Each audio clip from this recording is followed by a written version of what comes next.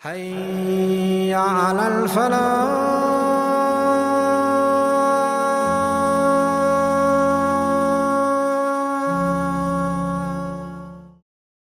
الشيطان الرجيم.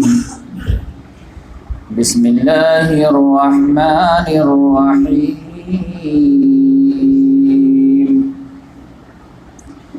لقد كان لكم في رسول الله أسوة حسنة لمن كان يرجو الله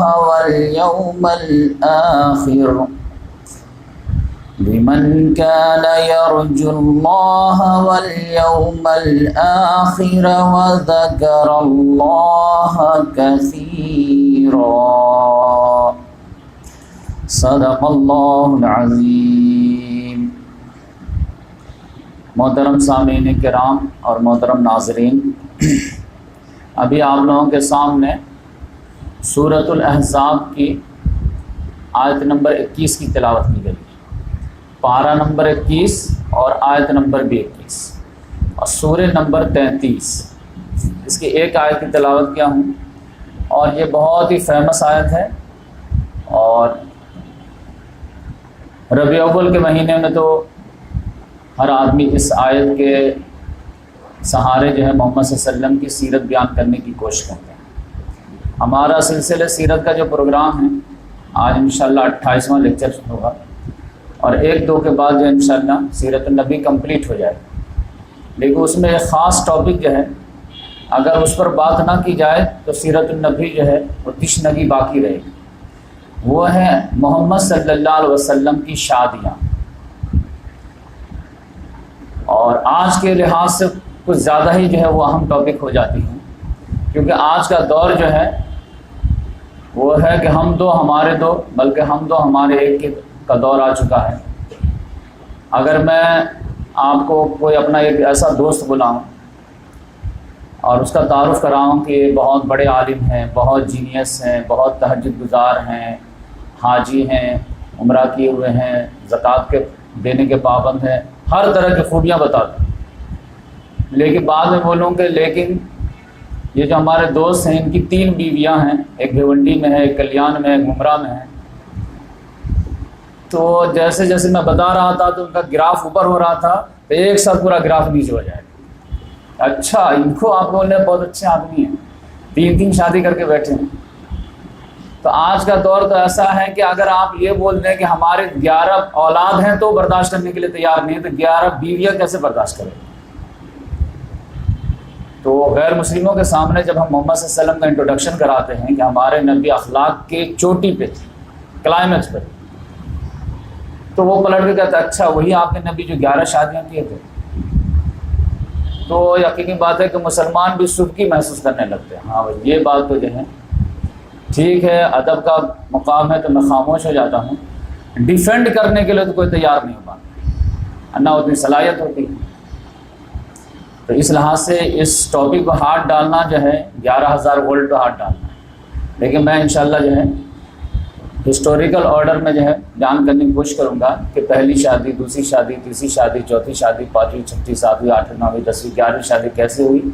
تو ایک سیکوینس میں بات آئے گی تو وہ آپ کو جو ہے پورے میمورائز بھی ہو جائے گی. اور چونکہ 11 شادیاں ہوئی ہیں تو ہر شادی پہ اگر 10-10 منٹ بھی بولو تو جو ہے کتنے ہو جائیں گے. تو اس لحاظ سے آپ ڈر جائیں گے کہ 2 گھنٹہ 3 گھنٹہ لے لے گا. تو میں اس کو 2 لیکچر میں سیپریٹ کروں. 2 گھنٹے میں کوشش کروں گا، آج 1 گھنٹہ اور 1 گھنٹہ نیکسٹ ویک. تو اس لحاظ سے زیادہ بوجھ بھی نہیں ہوگا اور اطمینان سے بات بھی ہو جائے گی. تو انشاءاللہ آج میں شروع کرتا ہوں محمد صلی اللہ علیہ وسلم کی 11 شادیاں. یہ عام طور سے جو ہے پہلے زمانے میں بھی رواج تھا کئی بیویاں رکھنے کا، کئی شادیاں کرنے کا. یہ اسلام نے جو ہے 4 کا لمٹ کیا کہ 4 سے زیادہ کوئی بیوی ایک وقت میں نہیں رکھ سکتی. اور اللہ تعالیٰ نے اسپیشل جو ہے پرمیشن دیا محمد صلی اللہ علیہ وسلم کو کہ آپ کے لیے بائنڈنگ نہیں ہے 4، آپ کے لیے جو ضروریات حالات کے تحت جو ہے جتنے بھی آپ کو لگے تو آپ جو ہے اس باؤنڈ سے جو ہے آزاد ہیں، آپ 4 سے زیادہ بھی کر سکتے ہیں.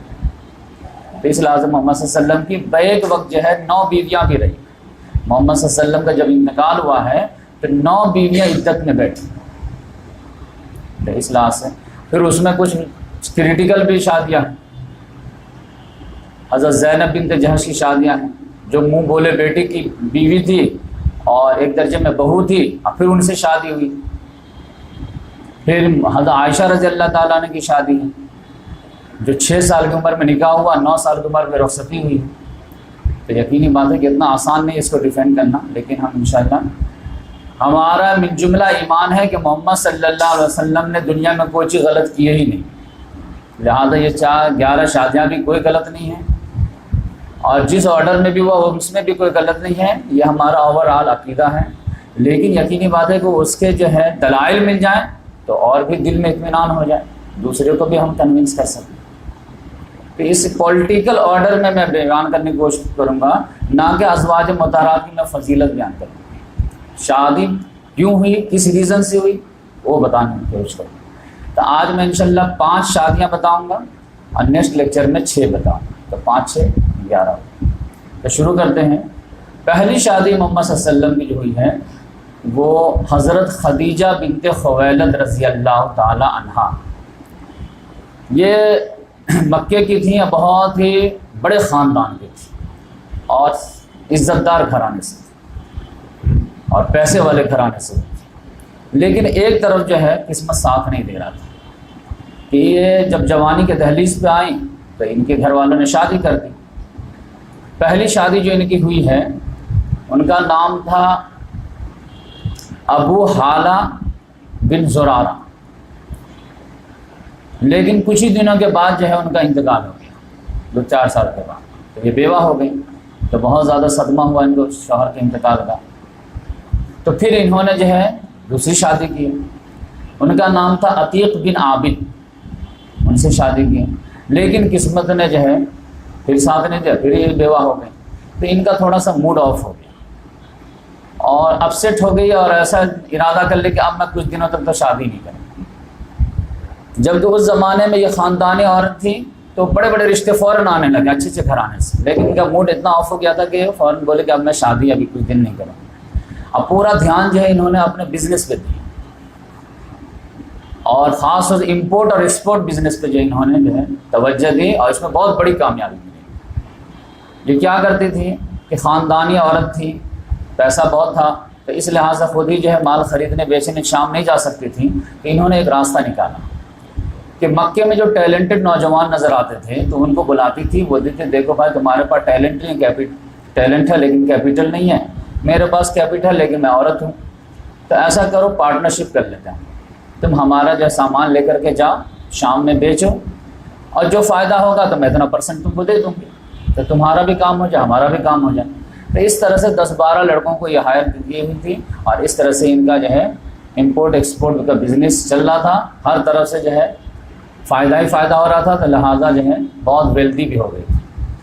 اسی زمانے میں ان کو یہ خبر ملی کہ محمد صلی اللہ علیہ وسلم نام کا ایک لڑکا مکے میں، اور بڑی ٹیلنٹڈ ہے، لیکن وہ بھی جو ہے پور فیملی سے ہیں، لیکن ان کے بارے میں انہوں نے سوچنا کہ ان کو جو مکے والوں نے 2 ٹائٹل دیے ہیں، صادق کا اور امین کا، اور اپنے ہی شہر سے ٹائٹل لینا کتنا مشکل کام ہے۔ آپ جانتے ہیں نوبل انعام پانے کے لیے تو آپ تو زندگی میں ملتی ہے، مرنے کے بعد ہی ملتی ہے عام طور سے، لیکن محمد صلی اللہ علیہ وسلم جو ہے 25 سال کی عمر ہی میں 2 ٹائٹل پا گئے، اور لوگ ان کو جب آتے ہیں تو نام سے نہیں پکارتے، ٹائٹل سے پکارتے ہیں، جا محمد نہیں بولتے، جا صادق، جا امین بولتے ہیں۔ اور اس طرح کے بزنس پارٹنر کے لیے تو یہ دونوں چیز تو بالکل جو ہے سوٹیبل ہے کہ وہ آدمی ٹرسٹ ورتھی بھی ہو اور ٹروتھ فل بھی ہو، اس سے بڑی چیز کیا چاہیے؟ کیونکہ عام طور سے سیٹ لوگوں کو پرابلم کیا رہتا ہے کہ جاتا آدمی پیسہ بیچنے کے لیے تو پیسہ ہی مار لیتا ہے، جھوٹ بولتا ہے، 100 کا بیچا ہے تو بولتا 50 کا بکا ہے، آدھا پیسہ جیب میں ڈال لیتا ہے۔ اب ہر جگہ CCTV تو نہیں لگا کے رکھ سکتے، تو اب یہ 2 کوالٹی مل گئے تو ان کو لگا کہ اگر یہ بندہ تیار ہو جائے تب تو ہمارے جو ہے آرام سے جو نکل جائیں۔ تو محمد صلی اللہ علیہ وسلم کو انہوں نے جو ہے آفر کی کہ آپ اگر چاہیں تو ہمارے بزنس پارٹنر بن جائیں، اور جو میں دوسرے کو دیتی ہوں اور آپ ایماندار ہیں تو آپ تو ادھر 3-5 نہیں کریں گے تو میں آپ کو ڈبل دوں گی، آپ کو سچ بولنے کی وجہ سے آپ کو لاس نہیں ہونے دوں گی۔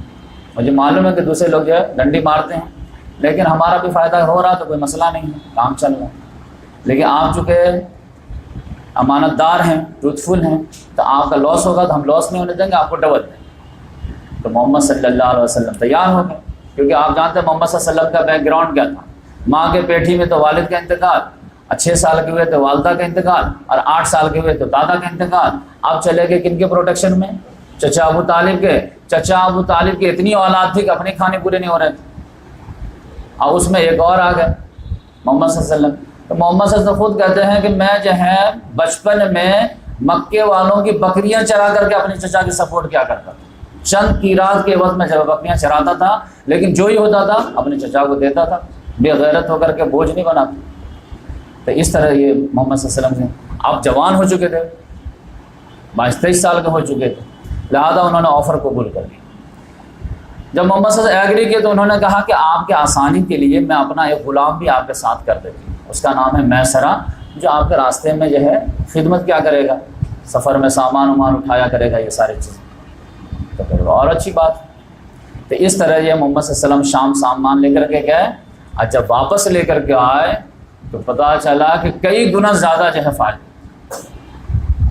تو لہذا حضرت خدیجہ کو ڈبل دینے میں بھی کوئی فائدہ لاس نہیں تھا. انہوں نے کوئی اگر جو ہے 10,000 کما کے لایا تو انہوں نے 50,000 کما کے لایا، تو آپ جو ہے 10% کے بجائے 20% بھی دینا پڑے تو کیا پرابلم.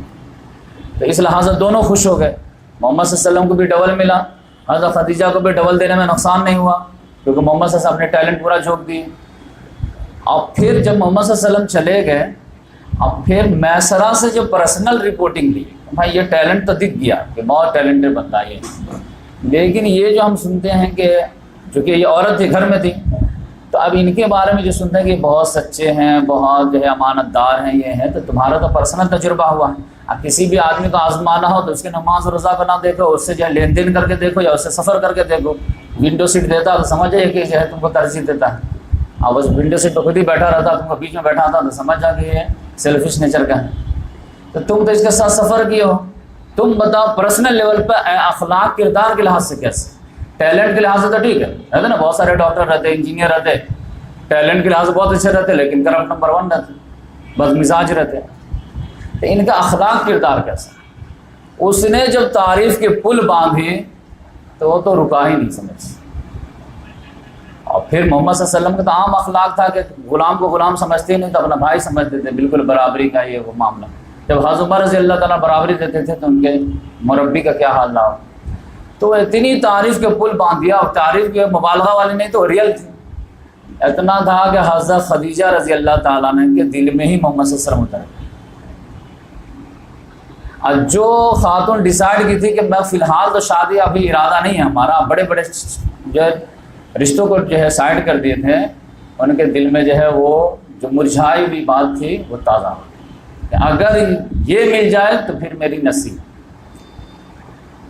لہذا انہوں نے ڈیسائیڈ کر لیا کہ اس بزنس پارٹنر کو لائف پارٹنر بنانا ہے. تو اب یقینی بات ہے کہ بات کی جائے. تو یہ اب چونکہ بیوہ تھیں تو بیوہ عورت جو اپنے شادی کے تعلق سے بات کر سکتی ہے، کوئی شرم حیا کی بات نہیں. کنواری اگر اپنے شادی کی بات کرے تو یہ تھوڑا ایکورڈ لگتا ہے اور شرم حیا سے نیچے کی بات کرتے. لیکن یہ تو بیوہ تھی، خاتون تھی، بات کر سکتی تھی، لیکن کچھ میچ نہیں ہو پا رہا تھا جس کی وجہ سے یہ جھجک رہی تھی.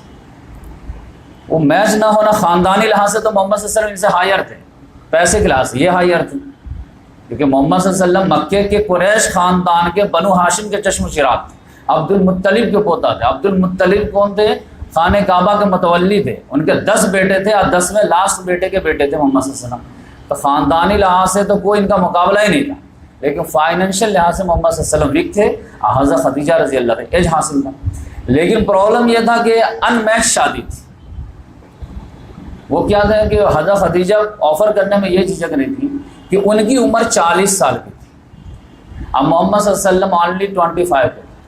اب محمد صلی اللہ علیہ وسلم بیچلر تھے، ان کی 2 شادی آلریڈی ہو چکی تھی. لیکن انہوں نے سوچا کہ ٹرائی کرنے میں کیا جاتا، زیادہ زیادہ نہ ہوگا نا. تو لہذا انہوں نے اپنے سہیلے سے اپنے دل کی بات شیئر کی، جن کا نام تھا نفیسہ، کہ بتایا کہ اگر یہ ہمارے نصیب میں ہو جاتا تھا بہت اچھی بات تھی، تم بات کرو ان سے.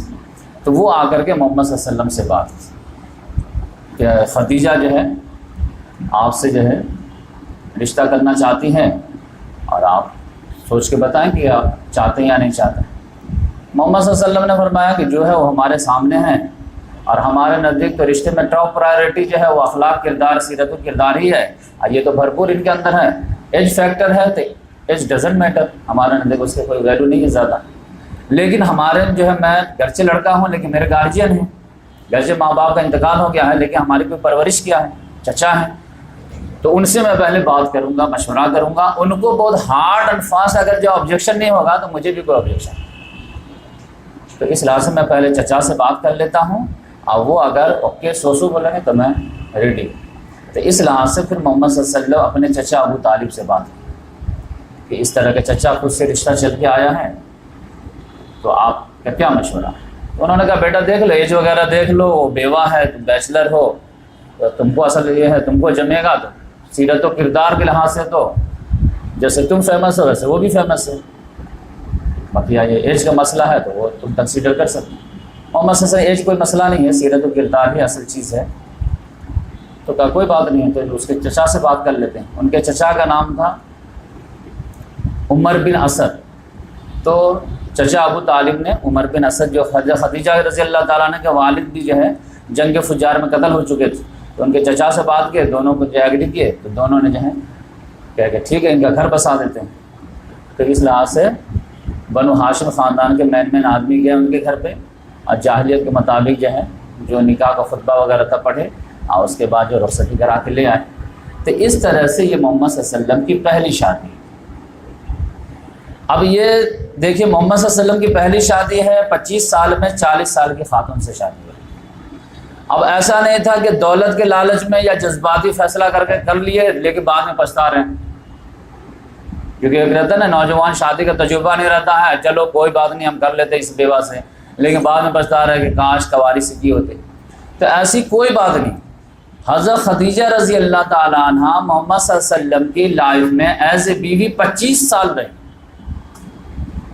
جب وہ 65 کی ہوئی ہیں تب جا کر ان کا انتقال ہوا. تو 40 میں شادی ہوئی ہے، 65 میں انتقال ہوا، تو 25 سال جو ہے محمد صلی اللہ علیہ وسلم کے گھر میں گزاری ہیں. اور ایسا نہیں تھا کہ کبھی کھٹا کبھی میٹھا، میٹھا ہی میٹھا تھا. عام طور سے شوہر بیوی میں کھٹا میٹھا ہوتا رہتا ہے، لیکن یہاں تو میٹھا ہی میٹھا نظر آئے گا، کھٹا کبھی نظر ہی نہیں آئے گا. اور پھر ٹاپ آف دیٹ کہ جب تک حضرت خدیجہ رضی اللہ تعالیٰ عنہ زندہ رہی محمد صلی اللہ علیہ وسلم نے دوسری شادی نہیں. محمد صلی اللہ علیہ وسلم کی دوسری شادی کب ہوئی ہے؟ جب حضرت خدیجہ رضی اللہ تعالیٰ عنہ کا انتقال ہوا. تو 50 سال میں ایک شادی، اور 50 سال کے بعد 50 سے لے کر کے 63 سال تک جو ہے 13 سال میں 10 شادی. تو کوئی بھی کامن سینس والا بندہ بھی اگر میرے سامنے بیٹھا ہو اور اس کے سامنے یہ فیکٹ رکھ دوں تو یقینی بات ہے وہ تو اس بات کی جرت نہیں کرے گا کہ وہ الزام لگائے کہ یہ ساری شادیاں جو ہوئی تھی یہ نفس کی وجہ سے. کیونکہ اگر نفس کی وجہ سے اگر شادی ہوگی تو یقینی بات ہے کہ جوانی میں زیادہ شادیاں ہوں گی، بڑھاپے میں کم ہوں. جوانی میں جو ہے آدمی جو ہے کنواری لڑکی سے شادی کرے گا، نہ کہ جب بیوہ سے کرے گا. محمد صلی اللہ علیہ وسلم جو ہے غریبی جو ہے جوانی کے بعد ختم ہو گئی تھی. محمد صلی اللہ علیہ وسلم جیسے ہی حضرت خدیجہ رضی اللہ تعالیٰ عنہ کے بزنس پارٹنر بنے تو دونوں امیر ہو گئے. تو محمد صلی اللہ علیہ وسلم 25 سال کی عمر میں بھی شادی کر سکتے تھے، سیکنڈ شادی جو ہے 30 سال میں کر سکتے تھے، تھرڈ شادی 35 سال میں کر سکتے تھے، چوتھی شادی جو ہے 40 سال میں کر سکتے تھے. اور عرب کا رواج تو کوئی ایسا مسئلہ نہیں تھا کہ جو ہے انڈیا کا جو واویلا ہو جاتا، یہ یوزول تھا. لیکن محمد صلی اللہ علیہ وسلم کو اتنی محبت تھی حضرت خدیجہ رضی اللہ تعالیٰ عنہ سے کہ دوسری شادی کے بارے میں سوچے ہی نہیں. تو اس لحاظ سے اب اگر جو ہے کوئی آدمی 50 سال تک دوسری شادی کے بارے میں نہیں سوچ رہا جبکہ وہاں کا جو کلچر ہو، اب پھر لاسٹ کے جو ہے 10 سال میں جو ہے 10 شادیاں کر رہا ہے، تو اس کا مطلب یہ ہے کہ نفس کے تقاضے کے علاوہ کوئی اور تقاضا تھا. وہ تقاضا کیا تھا؟ یا تو دین کا تقاضا تھا، یا سیاست کا تقاضا تھا، یا اقامت دین کا تقاضا تھا. ایک لفظ میں بولے جتنی بھی شادیاں ہوئی ہیں یہ سب اقامت دین کا جو ہے سمجھے کہ ایک ماسٹر اسٹاک. جہاں پر اس کا تقاضا آ رہا تھا تو محمد صلی اللہ علیہ وسلم آگے بڑھ جاتے. اور آپ یہ سمجھ لیجیے جنرل نالج کا سوال کہ اگر سوال یہ آدھا بچوں سے آپ کریں گے کہ 11 بیویوں میں محمد صلی اللہ علیہ وسلم سب سے زیادہ کون سی بیوی سے محبت کرتے تھے؟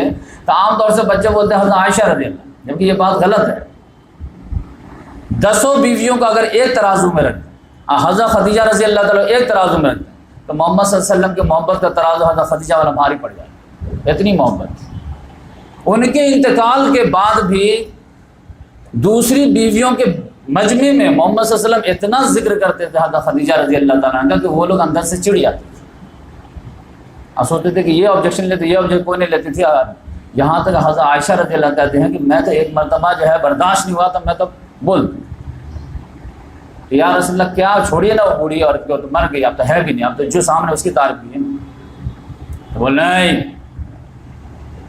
خدیجہ کے بارے میں کوئی بات نہیں کرے، وہ میری اس وقت تصدیق کی جب سب لوگوں نے مجھے جھٹلایا، وہ میرے اوپر اس وقت ایمان لائی جب لوگوں نے میرا انکار کیا، اس نے اپنے دولت سے میرے دینی مشن میں میرا سپورٹ کیا، اب مجھے اللہ تعالیٰ نے ان سے اولاد عطا کی ہے، تم لوگوں میں سے کسی سے نہیں، تو اس کا کمپیئر کرنے کوئی کوشش نہ کرو۔ ایون کہ اگر کبھی بکری وغیرہ ذبح کرتے تھے تو اب 5 بیویاں ہیں تو 5 گھر میں 1-1 کلو گوشت جائے گا، تو ایک پوری الگ کر لیتے تھے، یہ کہاں جائے گا ہے؟ تو غلام باندھی کو بلاتے تھے، یہ جو ہے فلاں کو دے آؤ، یہ فلاں کون ہے؟ یہ خدیجہ کی بوڑھی سہیلی ہے، وہاں پہ رہتی ہے، یعنی فلاں محبت فلاں، یعنی چونکہ حضرت خدیجہ اس سے محبت کرتی تھی اور وہ محبت کی نشانی ہے، تو اس محبت کی محبت میں یاد میں جو ہے اس کو بھیجا جا رہا ہے۔ اتنی محبت ہے حضرت خدیجہ رضی اللہ۔ جس سال حضرت خدیجہ رضی اللہ تعالیٰ عنہ کا انتقال ہوا ہے، آپ جانتے ہیں 10 نبی میں انتقال ہوا، محمد صلی اللہ علیہ وسلم کو نبی بنے 10 سال ہو چکے ہیں۔ رجب کے مہینے میں آپ جانتے ہیں حضرت چچا ابو طالب کا انتقال ہوا ہے، اور اس کے 3 مہینے کے بعد رمضان میں جو ہے حضرت خدیجہ اللہ کی پیاری ہو گئی۔ محمد صلی اللہ علیہ وسلم کو اتنا غم ہوا ہے کہ اس سال کو جو ہے ایئر آف گریف ڈکلیئر کر دیا، غم کا سال، عام الحزن، کیونکہ ایک اندر کے سپورٹر ایک باہر کے سپورٹر، دونوں چلے گئے ایک ساتھ، اور آپ ڈیسائیڈ نہیں کر پائیں گے کہ کون مین سپورٹر، کیونکہ آج بھی تو آپ جانتے ہیں نا کہ یہ تو مشہور ڈائلاگ ہے نا کہ ہر کامیاب مرد کے پیچھے ایک عورت کا ہاتھ ہوتا ہے، تو یہاں بھی تو وہی فارمولا تھا، کیونکہ جو انقلابی رہتے ہیں، جو ریولوشنری رہتے ہیں، اس کے لیے سب سے کریٹیکل مسئلہ رہتا ہے کہ اپنے موٹیویشن کو ہمیشہ جو ہے ہائی لیول پہ رکھنا، وہ جو ہے جو انرجی ہے، جو جوش جذبہ ہے، وہ مدھم نہ پڑ جائے۔ اب یقینی بات ہے کسی نے جو ہے ساتھی نے جو ہے وعدہ خلافی کر دیا، کسی نے جو ہے کچھ بول دیا، کسی نے بدتمیزی کر دیا، اب وہاں سے جو آدمی ڈسکریج ہو گیا تو پھر انکریج کہاں ہوگا؟ تو اب یقینی بات ہے گھر میں اگر بیوی انکریج کرنے والی نہ ہو، وہ بھی 4 بات سنا دے، تو پھر آدمی تو جو ہے کرش ہو جاتا ہے۔ حضرت خدیجہ رضی اللہ تعالیٰ عنہ کا رول یہ تھا کہ ادھر سے کچھ سن کر آتے تھے، پورا جو ہے ذہن پہ غبار آ جاتا تو ڈپریشن کا، اور یہ تسلی دے کر کے سارا ڈپریشن ختم ہو جاتا۔ آپ کو واقعہ تو معلوم ہے نا، جو وہی کہ پہلا یہ تھا تو انہوں نے ہی کنسول کیا تھا نا، واللہ لا یخزیک اللہ، ایسا ہرگز نہیں ہوگا، نہ فوراً پھر چارج ہو گئے، ورنہ کتنا ڈپریشن میں چادر اڑاؤ مجھے، اپنے آپ کو کھڑے نہیں کر پا رہے تھے، تھر تھرا رہے، لیکن انہوں نے ایک ایسا جو خطبہ چھوٹا سا دیا تو فوراً محمد صلی اللہ علیہ وسلم چارج ہوئے۔ پھر آپ دیکھیں کتنا یہ حکمت ہے، اپنے ورقہ بن نوفل کے پاس خود لے کر کے مزید کنسلیشن ہو جائے کہ میں کیا ہے ایک اور ہے۔ تو اس طرح سے جو یہ بیوی تھی، اب محمد صلی اللہ علیہ وسلم اداس رہنے لگے، اور پھر جو ہے اس کا کمپنسیٹ کے لیے جو ہے کہ طائف، لیکن طائف میں 10 روزوں میں جو ہوا وہ آپ کو معلوم ہے کہ 10 سال میں مکے والے نے کیے تھے، تو غم پہ غم، غم سے خوگر ہوا انسان تو مٹ جاتا ہے غم۔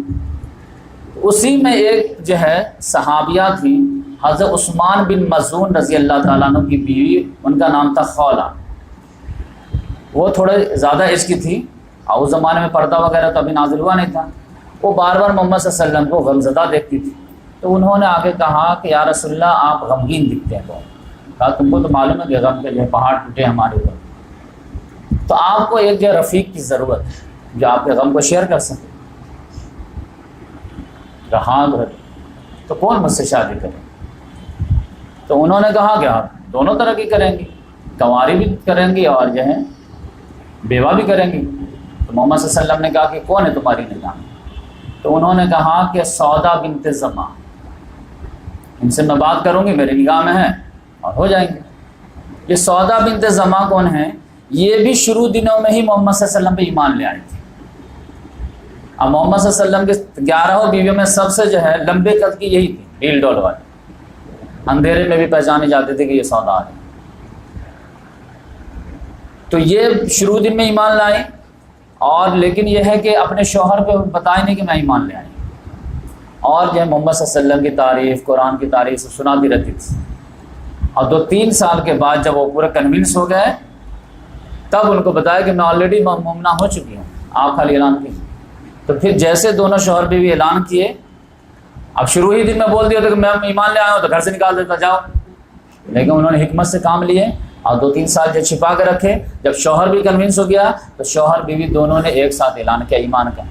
ایمان کا اعلان کرنا تھا کہ مکے والے ٹوٹ پڑے ان دونوں پہ، پورا پریشر ڈالے کہ کسی طرح جو ہے ریورٹ ہو جائیں، لیکن یہ لوگ جو ہے تیار نہیں ہوئے۔ تو پھر جو ہے ان دونوں بھی جو ہے ہجرت حبشہ کر گئے اور بولے کہ جو ہے ایمان بچایا جائے چاہے دیش کو جو ہے چھوڑنا ہی پڑ جائے۔ حبشہ چلے گئے، اور اس میں آپ جانتے ہیں 16 لوگ تیار ہوئے تھے، 4 عورتیں اور 12 مرد۔ حضرت سودا رضی اللہ تعالیٰ عنہ کا وہاں بھی اللہ نے امتحان لیا۔ شوہر کا نام تھا سکران بن عامر، وہ وہاں بیمار پڑ گئے اور اللہ کے پیارے ہو گئے، اب یہ بیچاری بیوہ ہو گئی۔ لیکن حبشہ کا بادشاہ چونکہ نیچرل اچھا تھا، ان لوگوں کو کھانا پینا دے رہا تھا، کہہ رہا تھا کہ آپ ہمارے گیسٹ کے طور پہ کوئی مسئلہ نہیں ہے، لہٰذا زندگی تو کسی طرح گزر رہی تھی۔ لیکن یقینی بات ہے کہ ایک عورت تنہا کتنا اپنے آپ کو سیف فیل کرے گی، بادشاہ کب تک دماغ اس کا ٹھیک۔ لیکن کچھ ہی دنوں کے بعد ان کو خبر آئی کہ مکے میں اچھے دن آ گئے ہیں مسلمانوں، اور کیسے اچھے دن آ گئے ہیں کہ بڑے بڑے سردار لوگ جو ایمان قبول کر لیے ہیں، حضرت حمزہ رضی اللہ کا ایمان قبول کر لیا، حضرت عمر فاروق کر لیے ہیں، لہٰذا آپ کون ہاتھ لگائے گا؟ لہٰذا یہ کشتی پر سوار ہوئی اور آ گئی مکے۔ مکہ میں اب شوہر کا انتقال ہو گیا تھا تو سسرال ختم، تو اب یہ ہے کہ والد کے یہاں میکے یہاں چلی گئی اور والد کے یہاں رہنے لگی۔ تو 890 میں یہ ہجرت سے جو ہے واپس آئے ہیں، اور 2 سال جو ہے والد ہی کے یہاں رہ رہے تھے، اپنے زندگی کسی طرح گزار رہی تھی بیوہ والی۔ اتنے میں حضرت خدیجہ کا انتقال ہوا اور یہ آفر آیا خولہ کے ذریعے سے، تو ان کو تو کوئی آبجیکشن نہیں تھا، ان کے تو جو ہے دلی مراد ہو گئی۔ انہوں نے کہا لیکن میرے والد زندہ ہیں، پہلے ان سے پوچھ لو، اور اگر مجھے تو نہیں لگتا کوئی آبجیکشن ہوگا، لیکن پوچھنا ضروری ہے۔ تو خولہ رضی اللہ تعالیٰ عنہ نے ان سے کے والد سے بات کیا، انہوں نے بھی کہا بہت اچھی بات ہے، میری بیٹی مومنہ ہے، مومنین بن جائے تو اور اچھی بات ہے۔ تو اس طرح سے جو ہے شادی ہو گئی۔ تو محمد صلی اللہ علیہ وسلم کو ایک بیوی مل گئی غم بانٹنے والی، حضرت سودا کو ایک شوہر مل گئے لائف پارٹنر، اور سب سے بڑی بات کہ محمد صلی اللہ علیہ وسلم کی 4 بیٹیاں تھیں، جس میں سے 2 تو ابھی کنواری تھیں، ان کا پروٹیکشن ہونا بہت ضروری تھا، گھر میں رہ رہی تھیں۔ اب یقینی بات ہے محمد صلی اللہ علیہ وسلم صبح نکلے شام میں آ رہے ہیں، کوئی قافلہ مل گیا تو رات میں بھی دیر رات تک ان سے بات کر رہے ہیں، کبھی طائف جانا ہے تو 10 دن کے لیے ادھر چلے گئے۔ تو اب یقینی بات ہے جوان بچیوں کو گھر میں چھوڑ کر کے کیسے جائیں گے؟ ماں اگر نہیں ہے، ماں رہتے تو گارجنسی کا رول ادا کریں، یا پھر پڑوس جو ہے بہت اچھا ہو تو اس کے بھروسے چھوڑ کے جایا جا سکتا ہے، لیکن پڑوس اگر ابو لہب جیسا ہو، ام جمیل جیسے ہو، تو پھر کیسے چھوڑیں؟ کتنے خطرناک پڑوس تھے آپ جانتے ہیں، کہ جس کے لیے اللہ تعالیٰ نے پوری سورہ نازل کر دی مذمت میں، تبت یدا ابی لہب وتب ما اغنی عنہ مالہ وما کسب۔ یہ امیڈیٹ پڑوسی تھے محمد صلی اللہ علیہ وسلم۔ تو یقینی بات ہے کہ محمد صلی اللہ علیہ وسلم کو دعوت کے لیے باہر نکلتے تھے، لیکن دل ادھر ہی اٹکا رہتا تھا کہ بچی کے ساتھ یہ بدتمیزی نہ کرے۔ تو اب یہ ہے کہ حضرت سودا رضی اللہ تعالیٰ نے ان بچیوں کے جو ہے ماں کے جو ہے مل گئے۔ اب یقینی بات ہے سوتیلی ماں حضرت خدیجہ کا رول تو نہیں ادا کریں گے، لیکن some thing is better than nothing, نہ سے تو ہو تو بھلا کچھ تو ہو گیا۔ تو اس لحاظ سے بچوں کے جو ہے پروٹیکشن کے لحاظ سے محمد صلی اللہ علیہ وسلم نے حضرت سودا رضی اللہ تعالیٰ عنہ سے شادی کی، اور یہ 50+ تھی، بہت عمر دراز تھی، تو یہ شادی ہو گئی۔ اب اصل کریٹیکل تیسری شادی جو یہ حضرت خدیجہ حضرت عائشہ رضی اللہ تعالیٰ عنہ سے۔ تو اس میں آپ یہ سمجھ لیجئے 2 چیزیں کہ محمد صلی اللہ علیہ وسلم کے لائف میں 2 بیویوں کا انتقال ہوا ہے، ایک زینب بنت خزیمہ اور ایک حضرت خدیجہ رضی اللہ عنہ۔ اور محمد صلی اللہ علیہ وسلم جب انتقال کیے ہیں تو 9 بیویاں زندہ تھیں اور وہ عدت گزاری، اور 2 جو ہے 2 میں سے صرف ایک کے نماز جنازہ پڑھائے ہیں حضرت زینب بنت خزیمہ، خدیجہ رضی اللہ تعالیٰ عنہ کی جنازہ نہیں پڑھا ہے، ایسے ہی دفن کر دیے، کیونکہ اس وقت نماز جنازہ شروع نہیں ہوا، کیونکہ جماعت سے جتنی بھی نمازیں ہیں وہ سب مدینہ میں جا کے سٹارٹ ہوئی، چاہے نماز جنازہ ہو یا عید کی نماز ہو یا تراویح کی جماعت ہو، جو بھی ہے سب جماعت والی ادھر۔ مکے میں نماز تو فرض تھی لیکن انڈیویجول، لوگ تنہا تنہا پڑھتے تھے، جماعت کا سارا فنکشن جو ہے مدینہ میں شروع ہوا، تبھی نماز جنازہ جو ہے مکے میں نہیں آیا تھا، لہٰذا ایسے اللہ کے دفن کر دیا۔ یہ میں سمجھا کہ چلتے چلتے ایک نالج کی بات ہے۔ لیکن 11 بیویوں میں سے جو محمد صلی اللہ علیہ وسلم شادیاں ہوئی ہیں، اس میں 2 ایسی شادیاں ہیں جو محمد صلی اللہ علیہ وسلم کو اللہ تعالیٰ نے آرڈر دیا کہ یہ شادی آپ کو کرنی ہے، اس میں آپ کو چوائس نہیں، اور بائی فورس اشارے کے زور پر اللہ تعالیٰ نے کہہ دیا کہ ان سے کر۔ تو 9 میں تو محمد صلی اللہ علیہ وسلم اپنی چوائس ہے، حضرت خدیجہ، حضرت سودا، حضرت زینب، لیکن 2 جو ہے وہ چوائس لیس ہے، اور ایک تو اس میں ٹاپ آف دا ڈیٹ جو ہے وہ تو سمجھیے کہ اللہ تعالیٰ نے کہا کہ آپ ریلیکٹنٹ ہو رہے ہیں، میں 7 آسمان پہ نکاح کر چکا، بس آپ جائیے ان کو گھر سے لے کر کے آئیے، رخصتی کرائیے۔ وہ کون تھی؟ زینب بنت جہش۔ ان کا کیا بیک گراؤنڈ ہے وہ اگلے لیکچر میں ان کا نمبر آئے گا، کیونکہ محمد صلی اللہ علیہ وسلم کی وہ سمجھیے 7ویں شادیاں۔ لیکن دوسرے جو ہے بائی فورس جو ہے، یعنی بائی آرڈر اللہ تعالیٰ کا، وہ حضرت عائشہ رضی اللہ۔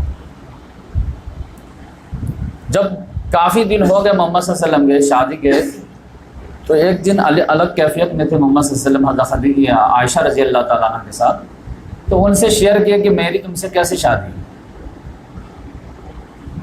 کیونکہ شادی یہ بھی تھی کہ محمد صلی اللہ علیہ وسلم جو 51 سال کے اور حضرت عائشہ رضی اللہ تعالیٰ 6 سال کے۔ اب یقینی بات ہے کوئی شادی کے بارے میں سوچے بھی تو وبال مچ جائے، تو محمد صلی اللہ علیہ وسلم نے اس سے ڈسکلوز کیے کہ تمہاری شادی کیسے بتائیں، تم کو بتائیے، ڈسکلوز کیجیے۔ تو محمد صلی اللہ علیہ وسلم خود ہی ڈسکلوز کیے کہ دیکھو میں اسی زمانے میں، یعنی حضرت خدیجہ کا جب انتقال ہو گیا تھا تو اس زمانے میں جو ہے سویا ہوا تھا، تو ایک فرشتہ آیا میرے پاس، اور فرشتہ جو ہے ریشم کے کپڑے کا ایک ٹکڑا تھا، اور اس میں جو کچھ چیز رکھ کر کے مجھے پیش کیا کہ یہ آپ کے لیے اللہ تعالیٰ کی طرف سے، اور وہ دے کر کے چلا گیا۔ جب میں اس کو کھولا تو اس میں جو ہے وہ تمہاری تصویر، تو میں کچھ سمجھا نہیں کہ کیا مطلب ہے، ابھی 6 سال کے بچے کی طرف اشارہ جا بھی نہیں سکتا ہے، تو میں جو ہے کچھ سمجھا نہیں۔ لیکن کل ہو کر کے پھر وہی بات، پھر تھوڑا سا جو سوچنے پہ میں مجبور ہوا، لیکن پھر بھی اتنے دور تک دماغ نہیں گئی کہ 6 سال کے بچے سے میرا نکاح ہو۔ پھر تیسرے دن بھی وہی خواب آیا، تب میں سمجھ گیا کہ it is a matter of grave, یہ آپ سیریس میٹر ہے۔ اور آپ جانتے ہیں کہ عام انسانوں کا خواب اور نبی کے خواب میں زمین آسمان کا فرق ہوتا ہے۔ نبی کا خواب جو ہے وہ تقریباً ایک حساب سے وہی ہوتا ہے، اب وہی جو ہوتا ہے وہ اللہ تعالیٰ کا سائلنٹ آرڈر ہوتا ہے، اور یہی وجہ ہے کہ آپ جانتے ہیں کہ ابراہیم علیہ السلام کو وہی میں ہی جو ہے دکھایا گیا تھا کہ آپ اپنے بیٹے کو قربان کریں۔ انی ارا فی المنام انی اذبحک فانظر ماذا تری، بیٹا میں دیکھ رہا ہوں کہ میں تم کو ذبح کر رہا ہوں خواب میں، تو تمہاری کیا اوپینین ہے؟ افعل ما تؤمر، ابو جان کر گزری جو آرڈر ہوا ہے، تو یہ خواب میں دکھایا جا رہا تھا وہ آرڈر تھا۔ تو محمد صلی اللہ علیہ وسلم سمجھ گئے کہ یہ نبی کا خواب وہی ہوتا ہے، اب یہ مجھے سائلنٹ آرڈر ہوگا۔ لیکن جیسے سوچے کہ ان کا ہاتھ مانگنے جائیں گے تو ایک طوفان مچ جائے گا، 6 سال کے بچے 51 سال کا آدمی جو ہے ہاتھ مانگنے جائیں تو سماج کیا کہیں گا، لوگ کیا کہیں گے۔ لیکن مسئلہ یہ تھا کہ لوگ کیا کہیں گے نہیں کہیں گے، لیکن اگر نہیں کریں گے تو خدا کیا کہیں گے کہ ہماری بات تم نہیں مان رہے، اور رسول سے کیسے پاسبل ہے کہ اللہ کا آرڈر نہ مانے۔ تو اب 2 جو ہے طاقت سامنے آ گئی۔ محمد صلی اللہ علیہ وسلم نے کہا کہ پبلک ٹھیک ہے اپنی جگہ پہ کیا سوچے نہیں سوچے، اللہ کے آرڈر کے سامنے تو ان کی کوئی حیثیت نہیں نا، جو کرنا کریں گے۔ لہذا اس کام کے لیے حضرت محمد صلی اللہ علیہ وسلم تیار ہو گئے کہ اب اللہ تعالیٰ کا آرڈر ہے، 3 دن تک لگاتار خواب آ چکا ہے، تو میں اب تو جاؤں گا۔ تو اس لحاظ سے محمد صلی اللہ علیہ وسلم نے سوچا کہ کس سے بات کروں، تو ڈائریکٹ بات کرتے ہیں، بچی کے والدی سے بات کرتے ہیں، وہ کلوز فرینڈ بھی تھے۔ تو محمد صلی اللہ علیہ وسلم نے ابو بکر صدیق رضی اللہ تعالیٰ عنہ سے بات کی کہ دیکھو بھائی اس طرح کی معاملہ ہے، کہ 3 دن تک میں خواب میں دیکھا ہوں آپ کی بچی ہے، اللہ کی یہ مرضی ہے، آپ بتائیے۔ وہ تو آپ جانتے ہیں کہ فدا تھے، ان کا مشہور ڈائلاگ تھا فدا امی و ابی، میرے ماں باپ آپ پہ فدا ہوں، سب فدا ہوں۔ کہا اس میں جو ہے ریلیکٹنٹ ہونے کی کیا بات ہے؟ اللہ تبارک و تعالیٰ ہماری بچی کو جب یہ نصیب دے رہا امہات المومنین بنے گی تو اس سے بڑی خوش نصیبی کی کوئی بات ہی نہیں ہے۔ ہمارے لیے تو کریڈٹ کی بات ہے، اس میں ڈیبٹ کیا ہے؟ لیکن پرابلم یہ کیا تھا کہ ایج فیکٹر تھا، 6 سال کی بچی کا نکاح کیسے ہوگا؟ تو دونوں نے سوچ بچار کیا کہ چلو ایسا راستہ نکال لیتے ہیں کہ سانپ بھی مر جائے لاٹھی بھی نہ ٹوٹے، یعنی اللہ تعالیٰ کا جو آرڈر بھی پورا ہو جائے اور یہ جو پرابلم ہے اس کو بھی سارٹ آؤٹ کر دیا جائے۔ تو وہ کیسے کیا جائے؟ تو مشورہ کیا گیا کہ ایسا کرتے ہیں کہ نکاح ابھی بڑھا دیتے ہیں تو وہ آپ کی بیوی ہو جائے گی، تو اللہ تعالیٰ کا آرڈر پورا ہو گیا کہ آپ اس کو بیوی بنائیے، اور پھر جب یہ رخصتی کے لائق ہوں گی تو رخصتی کرا دی جائے گی۔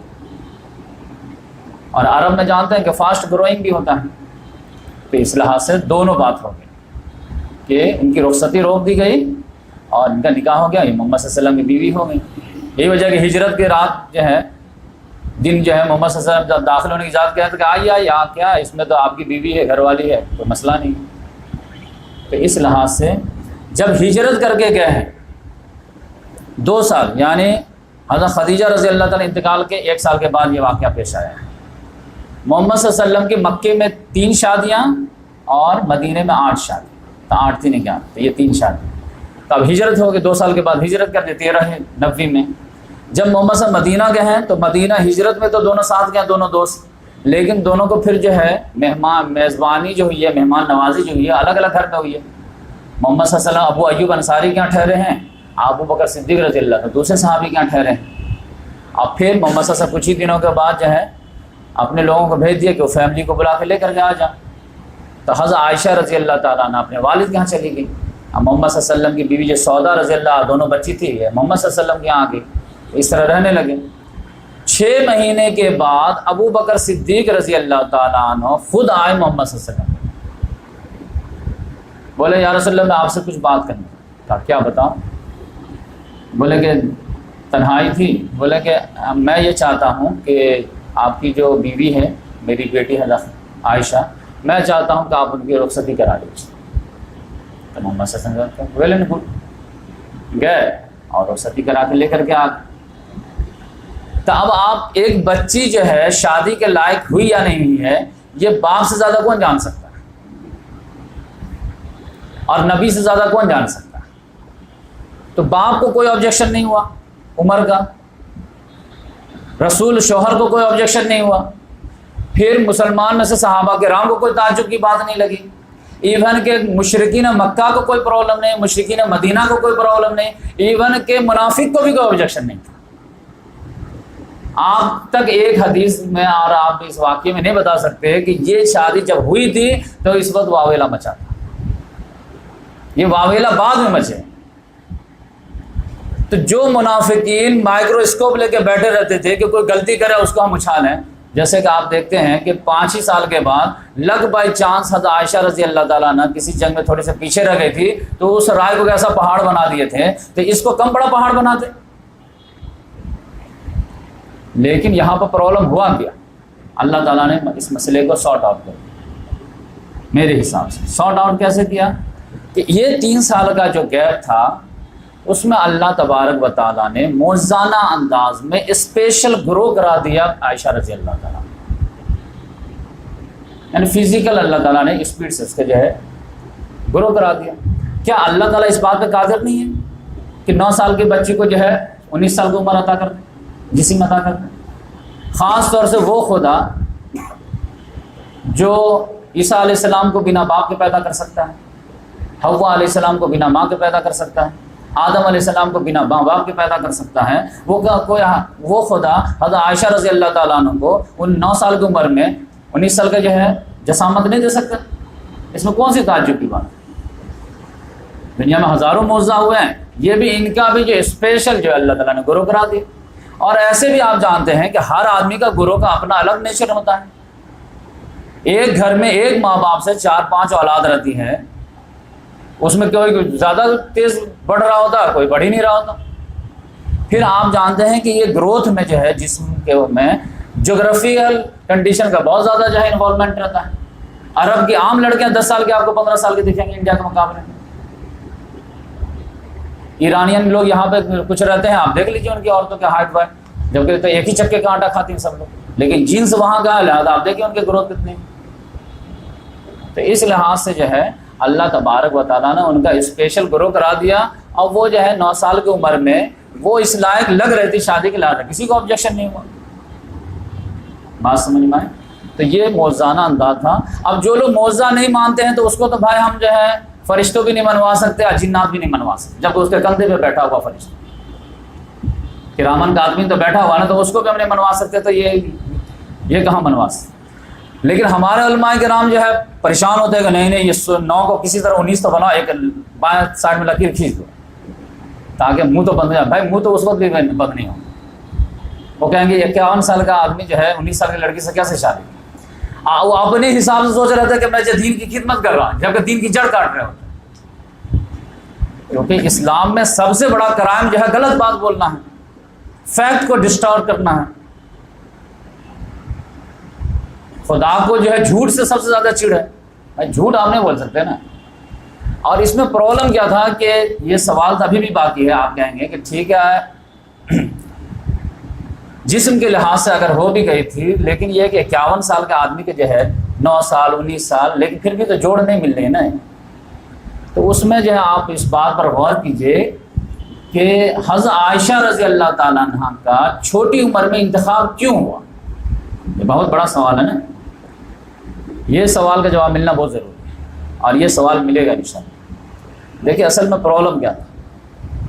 پرابلم یہ تھا کہ محمد صلی اللہ علیہ وسلم کو جو اللہ تعالیٰ نے رسول بنایا ہے تو ایک مشن کے تحت بنایا ہے۔ مشن کیا تھا کہ لقد کان لکم فی رسول اللہ اسوۃ حسنہ، کہ یقیناً رسول اللہ صلی اللہ علیہ وسلم کی لائف میں تمام انسانوں کے لیے نمونہ ہے، رول ماڈل ہے۔ یعنی اگر کوئی آدمی اچھا باپ بننا چاہتا ہے تو کس کو کاپی کرے؟ ابراہم لنکن کو کرے، امبیڈکر کو کرے، گاندھی کو کرے، کس کو کرے؟ اللہ تعالیٰ کہتا ہے کہیں جانے کی ضرورت نہیں۔ ہمارے لاسٹ پروفٹ محمد صلی اللہ علیہ وسلم کے جو ہے بایوگرافی کی اسٹڈی کرو، اور فادر والا چیپٹر کو جو ہے سلیکٹ کرو اور اس کو پڑھو، اسٹڈی کرو، اور اسی حساب سے کاپی کرو، تو تم بہترین باپ بن جاؤ۔ کوئی اچھا شوہر بننا چاہتا ہے تو کیا کرے؟ تو محمد صلی اللہ علیہ وسلم کا شوہر والا چیپٹر جو ہے اس کی اسٹڈی کرو اور اس پہ عمل کرنے کی کوشش کرو، اچھے شوہر بن جاؤ۔ اچھا بیٹا بننا چاہتے ہو، اچھا بھائی بننا چاہتے ہو، اچھا سپہ سالار بننا چاہتے ہو، اچھا کمانڈر بننا چاہتے ہو، اچھا پولیٹیشین بننا چاہتے ہو، اچھا ریولوشنری بننا چاہتے ہو، اچھا امام بننا چاہتے ہو، اچھا تہجد گزار بننا چاہتے ہو، جو بننا چاہتے ہو، لقد کان لکم فی رسول اللہ اسوۃ حسنہ، کہیں جانے کی ضرورت نہیں، ہر میں تم کو نمونہ ملے۔ ایسا تو بیلنسنگ پرفیکٹ انسان دنیا میں تو آیا نہیں، اسی لیے دنیا کو ان پہ ناز ہے، لیکن بہت بڑا بگ لگا ہوا ہے اس کے ساتھ، بٹ لگا ہوا۔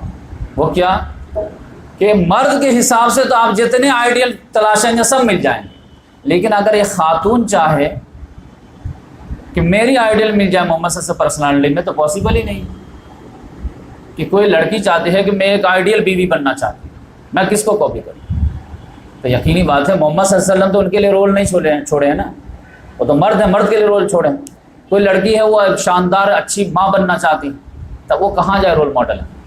کوئی اچھی بیٹی بننا چاہتی، وہ کہاں جائے رول ماڈل؟ یہ خلا تو ہے نا۔ نمبر 2، آپ جانتے ہیں کہ محمد صلی اللہ علیہ وسلم کی جو لائف ہے، حدیث کسے کہتے ہیں؟ محمد صلی اللہ علیہ وسلم نے جو کہا وہ بھی حدیث، جو کیا وہ بھی حدیث، جو دیکھا آبجیکشن نہیں لیا وہ بھی حدیث۔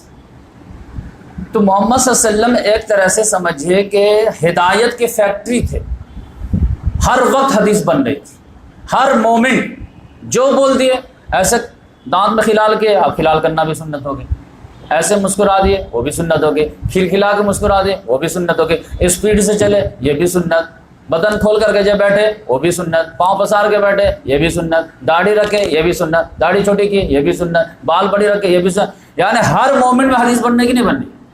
حدیث کا ڈیفینیشن کیا ہے؟ محمد صلی اللہ علیہ وسلم نے جو کیا، جو کہا، اور جو دیکھا آبجیکشن نہیں لگا سب حدیث. ہر مومنٹ پہ حدیث بن رہی ہے نا, ہر لمحے حدیث بن رہی ہے. اور یہ 23 سال تک لگاتار حدیث بنتی رہی, 1-2 دن کی بات نہیں, ہر لمحہ حدیث بن رہی ہے. یہ جو لوگ کہتے ہیں نا کہ 10,000 حدیثیں, یہ بہت جھوٹ بات ہے. بھائی ہر لمحے 23 سال تک حدیث بنی ہو تو 10,000 ہو گئے کیا؟ وہ تو لاکھ کراس کر جائے گی نا. ہر لمحے حدیث بننے, ہر لمحے حدیث بننے, ہر لمحے حدیث بننے, جو کر رہے ہو حدیث, جو کر رہے ہو حدیث. تو یقینی بات ہے ہر مومنٹ پہ جب حدیث بنے گی تو 10,000 کیسے رہے گی؟ اب پرابلم کیا تھا؟ پرابلم یہ تھا کہ محمد صلی اللہ علیہ وسلم ایز اے انسان بھی تھے, پروفٹ بھی تھے. تو محمد صلی اللہ علیہ وسلم کی پبلک لائف بھی تھی, پرائیویٹ لائف بھی تھی. تو اب پبلک لائف کتنے بھی گزاریں گے 24 گھنٹے میں, تو زیادہ سے زیادہ 16 گھنٹے گزاریں گے. 8 گھنٹے تو گھر میں رہیں گے, رات تو گھر ہی میں گزاریں گے, کھانا پینا تو گھر ہی میں کھائیں گے. 8 گھنٹہ تو دو حصہ جو ہے باہر گزاریں, 1 حصہ اندر گزاریں. تو اب باہر جو پبلک لائف گزار رہے ہیں اور اس میں جو ہر مومنٹ پہ جو ہے حدیث بن رہی ہے, تو اس کو کیچ کرنے والے, اس کو سیو کرنے والے تو ہزاروں کے تعداد میں صحابہ کرام ہیں. تو کوئی کسی اینگل سے نوٹ کر رہا, کوئی کسی اینگل سے یاد کر رہا, وہ محفوظ کرتے چلے جا رہے ہیں. جو مین ہدایت رہتی تھے ان کو تو سب نوٹ کرتے تھے. باقی ہر صحابہ کا اپنا اپنا جو ہے مزاج ہوتا تھا. کوئی جو ہے شکل و صفحات کو نوٹ کر رہا, کوئی بولنے کے اسٹائل کو نوٹ کر رہا, کوئی ہنسنے کے اسٹائل کو نوٹ کر رہا. تو باہر میں نوٹ کرنے والے کے, سیو کرنے والے کے, کیچ کرنے والے کی کمی نہیں تھی. لیکن 8 گھنٹہ جو گھر میں گزارتے تھے ایوریج, تو وہاں بھی تو حدیث بن رہی تھی. اب وہ بھی ہدایت کے لیے ضروری تھی کہ محمد صلی اللہ علیہ وسلم کچن میں کیسے رہتے ہیں, ہال میں کیسے رہتے ہیں, بیڈ روم میں کیسے رہتے ہیں, بیوی کے پاس کیسے رہتے ہیں, بچوں کے پاس کیسے رہتے ہیں, کھانا کیسے کھاتے ہیں, سوتے کیسے ہیں, کپڑا پھٹ جاتا ہے تو کیا کرتے ہیں, کپڑا کیسے بدلتے ہیں. یہ سارے چیز تھے نا. اس کو کون کیچ کرے گا؟ یہ اندر میں تو CCTV نہیں لگائیں گے نا آپ. تو اب اس کے لیے یقینی بات ہے کہ 2 ہی آپشن تھا. ایک تو یہ ہے کہ جو بیویاں ہیں وہ نوٹ کریں اس کو, حضرت سودا ہیں اور بھی بیویاں ہیں وہ نوٹ کر لیں گی. لیکن آپ کو معلوم ہے کہ عورتوں کا ایک سائیکولوجیکل پرابلم ہے کہ بڑی عمر کی عورتیں ایسی ہوتی ہیں جن کو کوئی چیز جو ہے یاد جلدی نہیں رہتا ہے. میں اپنے کالج میں لیکچر دے رہا تھا, میں بچوں کو ایگزامپل بتایا کہ دیکھو تم لوگ سائنس کے اسٹوڈنٹ ہو, کہتے سائنس کے بڑے بڑے فارمولا یاد کر لیتی, 12ویں کے ایگزام کیسے پاس کر لیتے. تمہاری جگہ پہ تمہاری ماں کو بیٹھا دیا جائے اور 2 سال کو یا 4 سال کا ٹائم دیا جائے, وہ امتحان پاس کر لے گی؟ وہ نہیں کر پائے گی, کیونکہ اس کے پاس یہ اتنے ٹینشن خود کے ہوتے ہیں, اتنے مسائل خود ہوتے ہیں کہ یہ نئی تعلیمات کہاں سے لے پائیں گے, تو ان کے بس کی بات ہی نہیں. لیکن یہ جو ہے بڑی تعداد میں جو حدیث جو گھر میں جو ہے بن رہی تھی, اس کو جو ہے کیچ کرنے کے لیے, اس کو جو ہے محفوظ کرنے کے لیے ایک جو ہے کلین سلیٹ دماغ چاہیے. جو ایک چھوٹی بچی ہو, جو دنیا کے تمام پرابلموں سے اس کے جو ہے ذہن پاک ہو اور بہت جینیس بھی, اس کا انتخاب کیا جائے. اور محمد صلی اللہ علیہ وسلم کے جو ہے بالکل جو ہے ان سے آزادانہ میل جول ہو, تو وہ بیوی کی شکل میں ہو سکتی ہے. اب وہ جو ہے رہ کر کے 10 سال تک محمد صلی اللہ علیہ وسلم کے گھر میں رہے ایز اے بیوی, اور یہ ساری تعلیمات کو اپنے جو ہے ذہن میں محفوظ کرے, اور اس کے بعد امت کے عورتوں تک یہ تعلیمات کو ٹرانسفر کرے. یہ بہت بڑا کام تھا نا, کیونکہ معاشرہ تو دونوں چیزوں پہ میں ہے نا, مرد ہے تو عورت بھی. تو عورتوں کے مخصوص مسائل عورتوں کو جاننے ہو تو شرم و حیا کے جیسے محمد صلی اللہ علیہ وسلم کے پاس نہیں جا سکتے, تو کن سے پوچھیں گے؟ تو یقینی بات ہے اس کے لیے ایک عورت کو تو تیار کیا جائے. تو اس کے لیے کس کا ہے؟ بڑی عمر کی عورتوں کا پرابلم ہے, اس کو یاد ہی نہیں رہتا, ان کو بات سمجھ میں نہیں آتی, سمجھاؤ کچھ سمجھ جاتے کچھ. تو ووٹنگ کے لیے بلا کے لائیے, یہاں پہ روشنائی لگانا تو ادھر لگا لیتے. ان کے تو اپنے مخصوص پرابلم رہتے ہیں, مخصوص مسائل ہیں. ایک کلین سلیٹ ٹائپ کی جو بالکل سادہ مزاج لڑکی کی ضرورت تھی کہ دنیا کے کوئی پرابلم اس کے دماغ میں نہ ہو, بالکل فریش دماغ ہو ابھی, اور ڈائریکٹ محمد صلی اللہ علیہ وسلم کے حرم میں آ جائے. اب وہاں سے پھر محمد صلی اللہ علیہ وسلم تربیت بھی کریں اور پوری تعلیمات کی نچوڑ بھی اس کو دے دیں. اب پھر اپنی ذمہ داری وہ ادا کرے کہ پھر یہ جو رسالت کی ذمہ داری جو کسی بھی لحاظ سے پوری نہیں ہو سکتی تھی, اس میں وہ معاون بن جائے. تب اس لحاظ سے دیکھیں کہ کیا عائشہ رضی اللہ تعالیٰ عنہ کا انتخاب جس مقصد کے لیے اللہ تعالیٰ نے کیا تھا, انہوں نے رول نبھایا یا نہیں نبھایا. ان کی پوری لائف ایکٹیویٹیز کیا بتا رہی ہے کہ ہمارا انتخاب کس لیے ہوا, انجوائے کے لیے نہیں ہوا, ایک مشن کے لیے ہوا. مشن کیا تھا؟ حدیث کا کلیکشن. یہی وجہ ہے کہ آپ جانتے ہیں کہ 1.5 لاکھ 2 لاکھ صحابہ کرام تھے محمد صلی اللہ علیہ وسلم کے، لیکن آپ جانتے ہیں کہ حدیث میں سب سے نمبر 1 کون ہے؟ مرد عورت سب ملا کر حضرت ابو ہریرہ رضی اللہ تعالیٰ عنہ، تو سیکنڈ نمبر کن کا ہے؟ عائشہ رضی اللہ تعالیٰ۔ مرد عورت سب میں ابو بکر صدیق سے زیادہ حدیث ان کو یاد، عمر فاروق سے زیادہ روایت، جبکہ آپ جانتے ہیں حضرت ابو بکر تو سائے کی طرح چپکے رہتے تھے، علی رضی اللہ تعالیٰ عنہ سے زیادہ حدیث یاد، زید بن حارثہ سے زیادہ حدیث۔ اب اس کا مطلب سلیکشن جو ہوا تھا ان کا اسپیشل ہوا تھا، اسی مشن کے لیے ہوا تھا۔ اور پھر آپ جانتے ہیں محمد صلی اللہ علیہ وسلم کے انتقال کے بعد عام طور سے جس وقت میں لڑکیوں کی شادی ہوتی ہے اس وقت میں وہ بیوہ ہوئی ہے، 18-19 سال میں بیوہ ہوئی ہے، اور پھر 40-50 سال تک زندہ رہیں گے، لیکن 40-50 سال پوری لائف دیکھ لیجئے یہی بس پڑھنا پڑھانا۔ اب بڑے بڑے جو ٹاپ صحابہ کے آتے تھے، جب کوئی بڑا مسئلہ پھنس جاتا تھا تو پھر ریفر انہی کے پاس کیا جاتا، یہ بھی کبھی دوسرے پاس ریفر کرتے تھے لیکن ان کے پاس بھی ریفر ہو جاتا۔ تو اس مشن کے لیے ان کا جو انتخاب ہوا، تو اس لحاظ سے جو ہے یہ سارے مشن اگر کوئی سامنے رکھے تو اس کو جو ہے یہ بات بالکل بکواس لگے گی کہ یہ جو ہے چھوٹی بچی سے شادی کے لیے یہ انیائے ہو گیا۔ آپ جانتے ہیں کہ ایک وقت آیا تھا کہ محمد صلی اللہ علیہ وسلم ایک وقت میں ساری بیویوں سے ناراض ہو گئے تھے، بالکل لاسٹ، یہ سمجھے کہ تبوک سے پہلے، کیونکہ خیبر فتح ہو گیا تھا تو سارے لوگ جو ہیں جو بیویاں تھیں نا وہ جو ہے نفقہ کا زیادہ ڈیمانڈ کرنے لگے کہ اب تو اچھے دن آ گئے ہیں نا، اب تو دیجیے ہم کو زیادہ سے زیادہ کھجور کھلا کر کے آپ رکھیں۔ محمد صلی اللہ علیہ وسلم نے کہا کہ نہیں، ہم نے جو ہے جان بوجھ کر کے فقر کو اختیار کیا، تو ہمارے یہاں جو ہے کروڑوں روپے آ جائیں گے نا تو پھر بھی ہم جو ہے فقیری والی ہی زندگی گزاریں گے۔ لیکن انہوں نے سوچا کہ جو ہے آدمی رہتا اپنے آپ کو ارادہ کر لیتا، لیکن بیوی پریشر ڈالتی ہے تو پھر یہ آدمی سمجھوتا بھی کرتا ہے، دباؤ ڈالو، سارے نے ایکا کر کے دباؤ ڈالی، محمد صلی اللہ علیہ وسلم اڑ گئے۔ آپ غصہ ہو گیا کہ تم لوگوں کو بات سمجھا رہے سمجھ لیں، کیونکہ ہم کو اگزامپل بننا ہے، تو غریب لیول کے نیچے لیول پہ مجھے جو ہے زندگی گزارنے ہے تاکہ کوئی غریب نہ بول سکے کہ محمد صلی اللہ علیہ وسلم تہجد پڑھتے تھے تو کیا دودھ پی کے سوتے تھے، کھانا کھا کے سوتے تھے، ہم بھوکے پیٹ جو ہے تو ہم کیسے تہجد پڑھیں، ہم کیسے روزہ رکھیں۔ تو محمد صلی اللہ علیہ وسلم نے کہا لو ہم 0 لیول پہ جا کر کے زندگی گزاریں گے تاکہ کوئی آبجیکشن نہ رہے، اللہ قد کان لکم فی رسول اللہ اسوۃ حسنہ کے تحت سب ہر ایک آدمی کو میں فٹ ہو جاؤں۔ تو اس لحاظ سے محمد صلی اللہ علیہ وسلم جو ہے شروع دن سے اختیار کر لیتے ہیں کہ مجھے جو ہے لائف کیسی گزارنی ہے، فقر والے۔ تو ان بیویوں نے جب یہ کیا تو اللہ تعالیٰ نے جو ہے محمد صلی اللہ علیہ وسلم نے ایلا کر لیا، 1 مہینہ تک جو ہے بائک آؤٹ کر لیا سب سے، اوپر والی منزل میں نیچے والے جاتے ہی نہیں تھے۔ 1 مہینہ کے بعد جو ہے اللہ تعالیٰ نے آیت نازل کر یہی سورہ احزاب میں کہ آپ جو ہے اپنی بیویوں کو 2 ٹوک بات کیجیے آپ کہ اگر اللہ رسول اور آخرت پیارا رہنا ہے تو تم کو اسی لیول پہ زندگی گزارنی پڑے گی، اور اگر تم کو جو ہے دنیا کے زیب و زینت چاہیے تو آؤ ہمارے پاس، کچھ دے دے لا کر کے ہم تم کو رخصت کر دیتے ہیں، اور پھر پیسے والے سے جا کے شادی کر لو، وہ تم کو گھمائے گا۔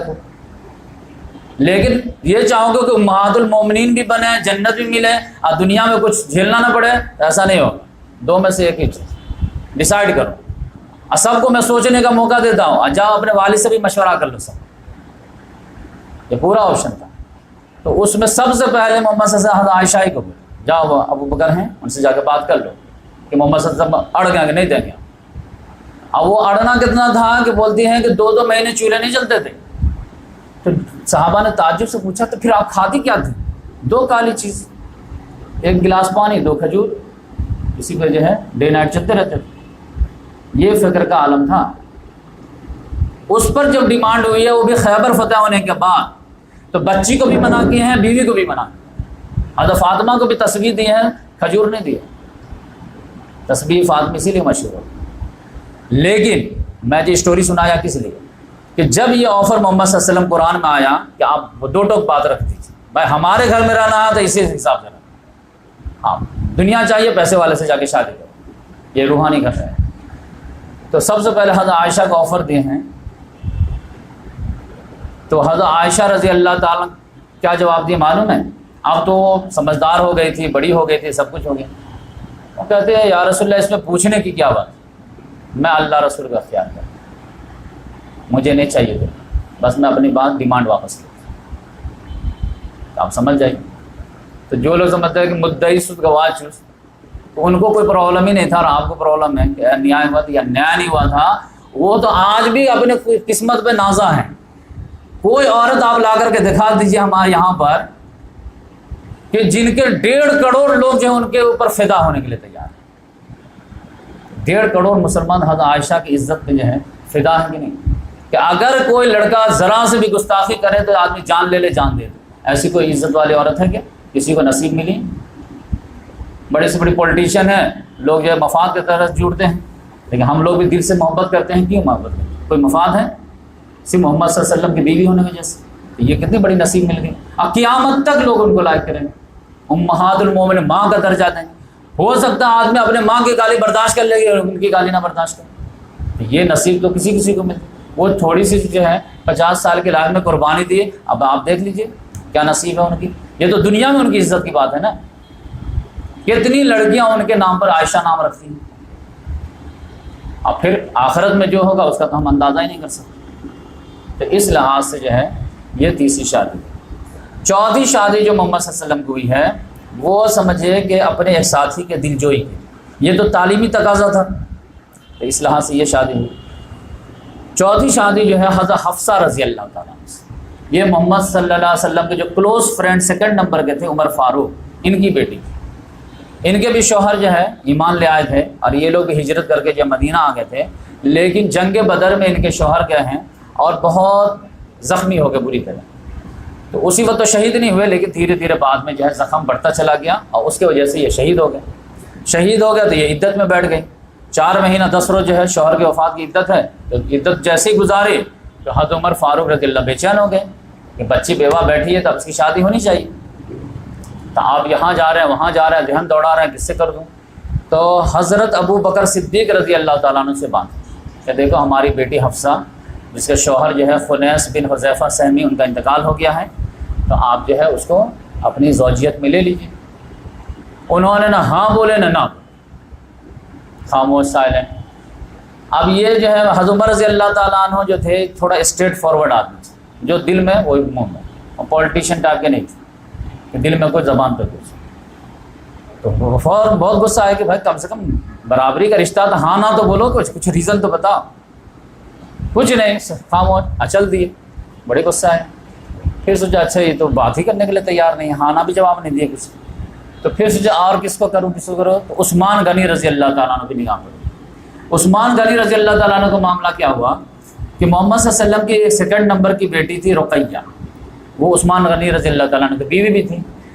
جنگ بدر کے موقع سے وہ بیمار پڑ گئی تھی اور اسی میں وہ انتقال ہو گئی تھی، تو عثمان غنی رضی اللہ تعالیٰ خالی تھے اس لحاظ سے۔ اب بڑے صدمے سے 2-4 تھے، ایک تو بیوی کی جدائی کا، اور ایک محمد صلی اللہ علیہ وسلم کے خاندان سے رشتے کے محرومی کا، کہ بھائی میں آج تک داماد تھا، گھر میں آنا جانا فریلی داماد، آپ جب بیوی انتقال کر گئے تو آپ جانتے ہیں تو صدمہ پہ صدمہ تھا، تو وہ بہت اداس رہتے تھے۔ اسی اداسی میں جا کر کے محمد صلی اللہ علیہ وسلم نے عمر فاروق نے بات کر لی کہ ایسا ہے کہ میری بچی بھی جو ہے بیوہ ہو گئی ہے، آپ بھی خالی ہیں، تو آپ شادی کر لیجیے۔ اب آپ دیکھیے جو ہے اسلام کا نیچر، قال اللہ والا قال رسول کرنے والے کا، انڈیا کے اسلام الگ ہے۔ باپ اگر 2 لڑکے سے بات کر لے رشتے کا اپنے بچی کا، تو کہے گا کہ بیٹی بوجھ ہے، اس کا شرم حیا ہے ہی نہیں، بیٹی کا رشتہ لے کے گھومتا رہتا۔ بھائی بچی کی رسپانسبلٹی آپ کے اوپر ہے، تو آپ نہیں تلاشیں گے تو کون تلاشے گا؟ باپ نہیں تلاشے گا، چچا نہیں تلاشے گا، ماموں نہیں تلاشے گا، بھائی نہیں تلاشے گا، تو کیا کون تلاشے گا؟ اب وہی وجہ ہے کہ اگر جو ہے ماں باپ جو ہے ذمہ داری نہیں ادا کرتے، تو آج کے دور میں بچے خود ہی ذمہ داری ادا کر لیتے، کیونکہ ٹائم جب گزرے گا تو پھر جو ہے کب تک اس کو روک پائیں گے؟ اسی لیے اسلام کہتا ہے نا وقت پہ شادی کر دو، وقت پہ شادی آئے گا رشتہ تو کریں گے۔ بھائی لڑکے والے بھی رشتہ کے لیے کوشش کریں، لڑکی والے بھی کوشش کریں، دونوں طرف سے جب کوششوں گے تو جلدی جلدی رشتے ملیں گے ایک دوسرے کو۔ اس لحاظ سے آپ دیکھیں عمر فاروق رضی اللہ تعالیٰ نے پریشان ہیں، ان سے بات کریں ان سے بات کریں۔ عثمان غنی رضی اللہ تعالیٰ عنہ نے جواب دیا کہ میرا موڈ ہی نہیں ہے بیچارے۔ ان کو اتنا غصہ آیا کہ چلے شکایت کرنے کے، دل کا بھڑاس نکالنے کے۔ کن کے پاس جائیں گے؟ محمد صلی اللہ علیہ وسلم کا۔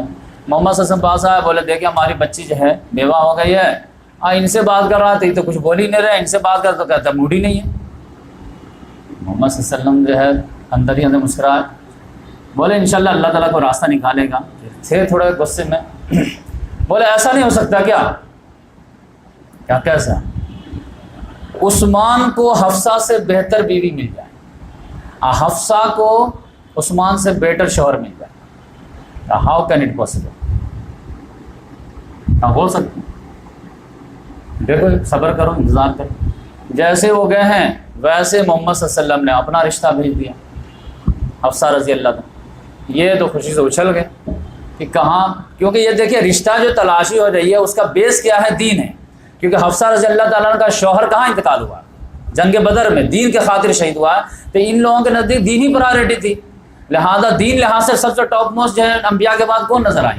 ابو بکر. تو ان کے پاس گئے، ان سے نیچے کون نظر آئے؟ خود تھے، تو اپنے سے تو کر نہیں سکتے تھے. تیسرے نمبر پہ کون تھے؟ عثمان غنی. تو انہیں کے پاس جائیں گے نا. اب اس میں اگر رسول جا کر کے رشتہ بھیج دیں تو اس سے بڑی بات کیا ہو سکتی؟ کہ بھائی ہماری بچی جو امہات المومنین بن جائے گی یا میں رسول کا سسر بن جاؤں گا، یہ اس سے بڑی کیا بات ہے؟ تو خدا خوش ہو گیا تھا، فوراً جو ہے نکاح کا کر دیے دم، درجہ پا گئے سسر کا. کیونکہ ہر آدمی جو ہے محمد صلی اللہ علیہ وسلم کے خاندان سے رشتہ جوڑنے کی کوشش کرتا تھا، کسی نہ کسی بہانے، کسی نہ کسی بہانے. تو یہ معاملہ تو آدھی بات تو صحیح ہو گیا کہ حفصہ کو اگر جو ہے ابو بکر بھی شادی کرتے یا عثمان بھی کرتے تو محمد صلی اللہ علیہ وسلم سے تو بیٹر نہیں ہوتے. تو محمد صلی اللہ علیہ وسلم جو بول رہے تھے کہ عثمان سے بہتر اللہ تعالیٰ ان کو شوہر عطا کر دے، تو اللہ تعالیٰ نے خود رسول عطا کر دیا. اب رہ گئے عثمان غنی رضی اللہ تعالیٰ عنہ، ان کو جو حفصہ سے بہتر بیوی مل جائے. محمد صلی اللہ علیہ وسلم کی جو تھرڈ بیٹی تھی، تیسرے نمبر کی ام کلثوم، تو ام کلثوم کا نکاح محمد صلی اللہ علیہ وسلم نے عثمان رضی اللہ تعالیٰ عنہ سے کر دیا. تو اب جو ہے حفصہ سے تو بہتر ہے نا کہ حفصہ بنت عمر اور ام کلثوم بنت محمد، تو کون زیادہ بیٹر ہے؟ عثمان غنی رضی اللہ تعالیٰ عنہ کو اتنا لائک کرتے تھے محمد صلی اللہ علیہ وسلم کہ جب آخری عمر میں محمد صلی اللہ علیہ وسلم کے ام کلثوم کا بھی انتقال ہو گیا تو پھر یہ اداس رہنے لگے. تو محمد صلی اللہ علیہ وسلم تسلی دیے کہ بھائی ایسا ہے کہ میں آپ سے ناراض نہیں ہوں، لیکن کوئی مسئلہ نہیں. میری اگر 100 بیٹی پہ رہتی نا تو یکے بعد دیگرے نوبت آتے تھے، یکے بعد دیگرے تم کو جو ہے تمہاری نکاح میں دے دیتا. لیکن اب میرے پاس کوئی بیٹی نہیں ہے، چھوٹی بیٹی فاطمہ ہے، اس کا نکاح ہو چکا ہے. لہٰذا میں جو ہے یہ نہیں کہوں گا کہ میری بچی کو ستا کر دو بچی کو مان، یعنی ایسا کوئی مسئلہ نہیں. تو اس طرح سے یہ جو ہے بالکل کلوز فرینڈ جو تھے محمد صلی اللہ علیہ وسلم کے، تو ان کی دل جوئی کرنا ایک جو ہے وقت کا تقاضا بن گیا. اب وہ جو زخم لگا تھا تب اس کو جو مرہم کیسے لگایا جا سکتا؟ محمد صلی اللہ علیہ وسلم نے مرہم لگا دیا. اس کے بعد وہ ابو بکر صدیق رضی اللہ تعالیٰ عنہ ملے، بولے جب سے اپنی بات ہوئی نا تب سے آپ بڑے کٹے کٹے رہتے ہیں، ناراض رہتے ہیں. سلام کا جواب مسکرا کے دیتے ہیں لیکن دل میں ہے. ہاں دل میں ہے، آپ تو بات ہی نہیں کیے تھے. تب سے ہاں نہ تو بولنا چاہیے تھا. کہا بھائی صاحب سنو بات، مسئلہ یہ تھا کہ جب آپ یہ رشتہ وغیرہ کھوج رہے تھے نا تو اسی وقت جو ہے اسی درمیان میں محمد صلی اللہ علیہ وسلم ہم سے بھی مشورہ کیے تھے حفصہ کے بارے میں کہ عمر پریشان ہے بچی کے رشتہ کے لیے، تو کیا خیال ہے میں ہی کر لوں کیا؟ تو محمد صلی اللہ علیہ وسلم مجھ سے بھی مشورہ کیا اور لوگوں سے بھی مشورہ کرنے کے لیے ٹائم لیا. اب مجھے جو ہے بول دیے تھے کہ اس کو ڈسکلوز مت کرنا جب تک کوئی انجام تک میں نہ پہنچ جاؤں ذہنی لحاظ سے. تو اسی بیچ میں تم مجھے پوچھ لیے تو میں آپ کیسے بول سکتا تھا؟ نہ ہاں بول سکتا تھا نہ بول سکتا تھا. اگر محمد صلی اللہ علیہ وسلم نہیں بولے ہوتے یہ بات تو میں لازماً کر لیتا. تو اس لحاظ سے تم غلط فہمی کا شکار نہ ہو، سوء ظن مت رکھو، ہمارا کوئی مسئلہ نہیں. تو اس لحاظ سے آج میں یہیں پہ اسٹاپ کرتا ہوں. 4 شادیاں ہوئی ہیں اور جو ہے 7 شادیاں جو ہیں انشاءاللہ نیکسٹ لیکچر میں ہو جائیں گے. یہ چونکہ زیادہ کریٹیکل تھا، ایک اور کریٹیکل ہے زینب بنت جحش کا، اس کو بھی میں تھوڑا ڈیٹیل سے لوں گا. تو اس طرح سے اگر آپ آگے بڑھتے چلے جائیں گے نا تو آپ سمجھ لیجیے اگر محمد صلی اللہ علیہ وسلم صرف عابد رہتے یا صرف داعی رہتے اب پھر یہ سب شادیاں کے رہتے نا تو آپ بلیم کر سکتے تھے. لیکن اصل میں محمد صلی اللہ علیہ وسلم کو عبادت، دعوت اور اقامت تینوں کی ذمہ داری تھی. اقامت دین کے لیے آپ کو بہت جگہ پہ جو ہے بہت زیادہ جو ہے معاملے کرنے پڑتے ہیں. یہ اقامت دین کا تقاضا تھا. یہ لوگ کہتے ہیں نا کہ کوئی دینی تقاضے تھے کوئی سیاسی تقاضے تھے. میں کہتا ہوں یہ بات ڈیفرنس کیوں کرتا ہوں؟ کہو دینی تقاضے تھے، سیاست کا دین میں نہیں ہے. 11 بیویوں میں سے 2 بیوی تو بات آئے گی وہ جانتے ہیں کہ جنگی قیدی بن کے آئے تھے. تو یہ اقامت دینی کے لیے تو جنگ ہو رہی تھی کہ گھر گھڑاڑی کے لیے جنگ ہو رہی تھی. کسی دشمن کے جو ہے اس زمانے میں ایک معاملہ یہ ہوتا تھا کہ اگر کسی سے بالکل جو ہے دشمنی چل رہی ہے اور آپ کسی بھی وجہ سے اس خاندان کے کسی بچی سے آپ نکاح کر لیے تو اس خاندان والے جو ہتھیار ڈال دیتے تھے کہ بھائی اب داماد کے خلاف ہتھیار نہیں اٹھا سکتے. تو محمد صلی اللہ علیہ وسلم دیکھتے تھے کون اسٹرانگ جو ہے فائٹر والا خاندان ہے اس کے وہاں سے ایک شادی کر لی. ام سلمہ کا ایسے ہی ہوا. آپ جانتے ہیں خالد بن ولید رضی اللہ تعالیٰ نے جو ایمان لائے ہیں تو ان کے پیچھے جو ہے بہت سارے ریزن ہیں. تو اس میں ایک ریزن یہ بھی ہے کہ ان کی خالہ میمونہ جو ہے محمد صلی اللہ علیہ وسلم کی نکاح میں آ گئی تھی اور اس کے 5 دن کے بعد ایمان لائے. اب فوراً اعلان کر دیا کہ اب جو ہے میں اسلام سے باہر نہیں رہ سکتا جب ہمارے پورا خاندان ادھر چلا گیا. اب خالو سے تو نہیں لڑ سکتے نا. تو یہ سب جو ہے میں انشاءاللہ بتاؤں گا ساتھ میں. تو اس لحاظ سے ہر شادی کے پیچھے جو ہے اقامت دین کا ریزن تھا. بات سمجھ میں آئے کہ دین کو زمین پر اتارنا. دین سی کتابوں تک پڑھ کر کے تلاوت ثواب نہیں, زمین پر اترے. چور چوری کرے ہاتھ کاٹ دو اور ثواب لے کے نکل جائے. آپ پتہ چلا چور چوری کر کے دندنا. زنا کے اڈے کھلے ہوئے ہیں, ازانی کو جو ہے 100 کوڑے مارو اور کوئی جو ہے آرام سے دندنا رہا. سود جو ہے اللہ رسول کے خلاف اعلان جنگ ہے, اب خوب مزے لے کر کے رمضان میں بھی سودی دھندا کر رہے. ایسے کرتے دین ہوتا کہ بھائی اس کا جو بھی لفظ ہے قرآن کا وہ زمین پہ اترنا چاہیے کہ نہیں اترنا چاہیے. سود اللہ اس کے رسول کے خلاف اعلان جنگ ہے تو فوراً توبہ ہونا چاہیے کہ نہیں ہونا چاہیے. زیادہ آپ کہیں گے کہ حالات سازگار نہیں ہیں تو ہم جو ہے حکمت کے لحاظ سے کچھ دنوں کے بعد ایڈجسٹمنٹ کر لیں گے. ٹھیک ہے, محمد صلی اللہ علیہ وسلم بھی کیے تھے. فائنل جو ہے آپ جانتے ہیں کہ سود کی ممانعت تو شروع دن میں آ گئی مدینہ, لیکن محمد صلی اللہ علیہ وسلم 6 سال 8 سال اور لیے اور خطبہ حجۃ الوداع میں آخری ہتھوڑا لگا دی کہ آج سے جاہلیت کے تمام رسم و رواج میرے قدموں کے نیچے, اور آج سے جاہلیت کا خون بھی معاف, پچھلا کوئی بدلہ نہیں لیا جائے گا, اور آج سے سود کا بھی آخری ٹھوک دیا گیا. اور سب سے پہلا سود میں اپنے چچا کا معاف کرتا ہوں. تو آپ آج کے دور میں بھی کسی بھی ملک کے سربراہ کو, یہ پرسنل لیول کی بات نہیں, یہ اصل میں حکومت لیول کی بات. کسی بھی حکومت کو بات سمجھ میں آ جاتی ہے کہ بھائی ہماری جو ذلت کی وجہ ہے یہ نہیں کہ ہمارے افراد کی کمی ہو گئی ہے یا ہتھیار کی کمی ہو گئی, یہ ہوگی, یہ اللہ تعالیٰ کی غداری کی بات ہے, وہ بے وفائی کی بات ہے. آج آپ دیکھ لیجیے ناروے میں کیا ہوا معاملہ. پوری دنیا کے مسلمان 56 ممالک حکمراں کے سامنے قرآن جلایا گیا کہ نہیں جلایا گیا. اب کسی کو اسٹیٹمنٹ دینے کی بھی توفیق ہوئی. ایسا لگتا ہے کہ ان لوگوں کو اسلام سے کوئی دلچسپی ہی نہیں. اب پھر جب وہ نظر اٹھے گی تو زیادہ ہاں طیب اردگان کا آپ بولے گا کچھ, سارے جہاں کا درد ہمارے جلد میں. آپ کیا کریں گے؟ آپ کی ذمہ کوئی نہیں ہے, اسلام کے کوئی جڑ ڈھونڈتے. ناروے جو پیس پرائز دیتا رہتا ہے, اب پیس کو ڈسٹرب کرنے کے لیے قرآن کو جلاتا ہے. کسی کے مذہب کے ساتھ کھلواڑ نہیں. اب کسی بھی انٹرنیشنل میڈیا پہ دیکھیں اس کے خلاف. تو اس لحاظ سے جو ہے اب یہ تو کیا ہے کہ اللہ تعالیٰ نے جو ہے ذلت کا تماچا لگایا ہے کہ دیکھو تمہارے آنکھوں کے سامنے, میڈیا کے سامنے تمہارا سب سے محبوب کلام تمہارے آنکھوں کے سامنے جلایا جاتا ہے, تم کچھ نہیں کر سکتے. اور تمہارے حکمران اتنے بغیرت ہے کہ اسٹیٹمنٹ بھی نہیں دیں. اور جانتے کہ بولیں گے تو ہمارے ریلیشن نہ خراب ہو جائے, پھر IMF کی طرف سے جو ہے پابندی نہ عائد ہو جائے, ورلڈ بینک قرضہ دینا نہ بند کر, تو سب تو پیسے کا چکر بنا. تو یہ اصل مسئلہ کیا ہے کہ آپ جو ہے قرآن کو آدھا ادھورا لے کر کے جو ہے دنیا میں سرخرو نہیں ہو سکتے. یہ کمپلیٹ پیکج. جب اللہ تعالیٰ نے کہہ دیا کہ سود لینا دینا کیا ہے, اللہ اس کے رسول کے خلاف اعلان جنگ, تو حرم میں آپ اعلان جنگ بھی کیجیے, تراویح پڑھیے. تو اللہ تعالیٰ کہے کہ مجھ سے جنگ بھی کرو گے اور مجھ سے مدد کی امید بھی رکھو گے, تو ایسا نہیں ہوگا. انفرادی لحاظ سے ہم لوگ دیکھ لیجیے, اقلیت میں ہے کیا حالت ہے یہ تو سب جانتے ہیں.